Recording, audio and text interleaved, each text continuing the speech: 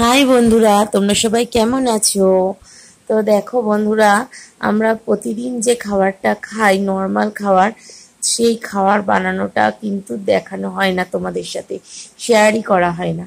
তো আজকে আমি একটা নর্মাল পাতলা মাছের ঝোল বানাচ্ছি। তো ভাবলাম তোমাদের সাথে শেয়ার করি।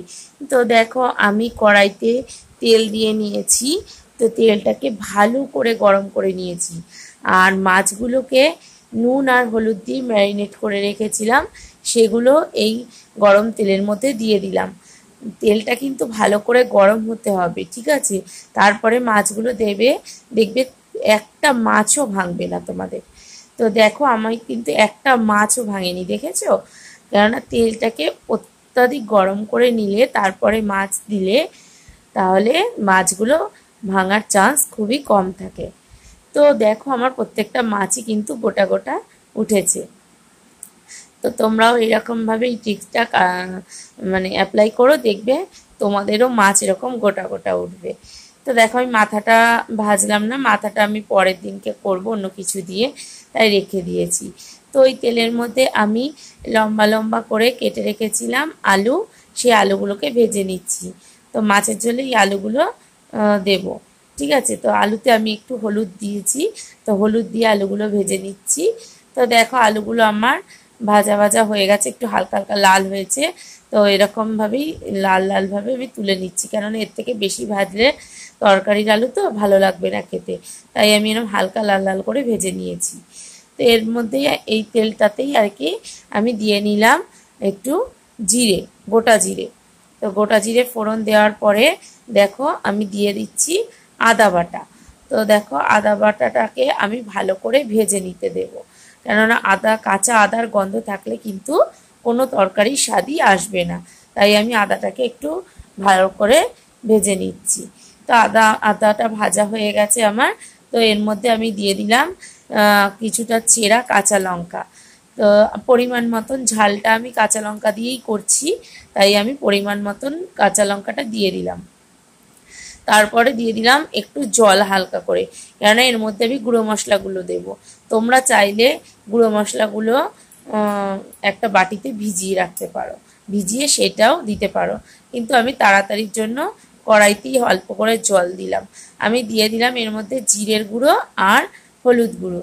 তো হলুদ গুঁড়ো আর জিরের গুঁড়ো দিয়ে আমি এটাকে ভালো করে কষিয়ে নেব, যতক্ষণ না এই জলটা শুকিয়ে তেলটা বেরিয়ে আসছে, ঠিক আছে? তো দেখো, আমার জলটা কিন্তু শুকিয়ে আর তেলটা বেরিয়ে এসছে মশলা থেকে, তাই না? তার মধ্যে আমি কয়েক দানা চিনি দিয়ে দিলাম, এই 8 থেকে 10 দানা চিনি এর মধ্যে দিয়েছি, বেশি দিলে আবার মিষ্টি হয়ে যাবে। তো তারপরে চিনিটাকে একটু নেড়ে চেড়ে আমি টমেটো দিয়ে দিলাম। আমি এখানে ছোটো ছোটো দুটো টমেটো দিয়েছি। টমেটোটা দেওয়ার পরে আমি 2 চামচ নুন দিয়ে দিয়েছি, তোমরা তোমাদের পরিমাণ মতন দিয়ে নেবে। তো দেখো, আমি টমেটোর পরে নুনটা দিয়েছি, কারণ না টমেটোটা যাতে ভালো করে গলে যায়। তো টমেটোটা গলে ভালো করে কষিয়ে নিয়েছি, যাতে কাঁচা টমেটোর গন্ধ না থাকে। কষিয়ে তেল ছেড়ে দেওয়ার পরে আমি এর মধ্যে ঝিঙে কেটে রেখেছিলাম, সেই ঝিঙেগুলো দিয়ে দিলাম। ঝিঙে তো আর ভাজা যায় না, ঝিঙে তুমি যতই ভাজবে জল বেরোবে, তাই ঝিঙে কাঁচা অবস্থায় দিয়ে দিতে হয়। তো আমি ঝিঙেগুলো দিয়ে একটু নেড়ে চেড়ে এই আলু যেগুলো যে ভেজে রেখেছিলাম, সেই ভাজা আলুগুলো এর মধ্যে দিয়ে দিলাম। তো ভাজা আলু দিয়ে আমি ভালো করে এটাকে কষিয়ে নিচ্ছি, দেখো।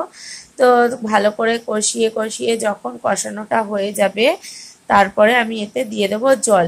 তো দেখো, আমার ভালো মতনই কষানো হয়ে গেছে, মশলার গায়ের সাথে লেগে এসছে আলুর। তারপরে আমি এই যে জল দিয়ে দিচ্ছি। আমি একটু পাতলা ঝোলই করব, তার জন্য আমি একটু বেশি পরিমাণে জল দিয়ে নিয়েছি, তোমরা চাইলে একটু কমও দিতে পারো, ঠিক আছে? তো জলটা দেওয়ার পরে একটু নেড়ে চেড়ে আমি এটা ঢাকনা চাপা দিয়ে দিলাম খানিকক্ষণের জন্য, তাও 10 মিনিট। তো 10 মিনিটের জন্য ঢাকনা চাপা দেওয়ার পরে আমি ফিরে এসেছি 10 মিনিট পরে। দেখো, এই যে আমার ঝোলটা, মানে মাছের ঝোলটা, যেটা ঝিঙে দিয়ে আলু দিয়ে যে ঝোলটা বসিয়েছিলাম, সেই ঝোলটা দেখো একটু ওপর দিয়ে তেল তেল ছেড়ে দিয়েছে, আর আলুগুলোও সেদ্ধ হয়ে গেছে। আমি এখান থেকে 4-5টা আলু তুলে রাখলাম।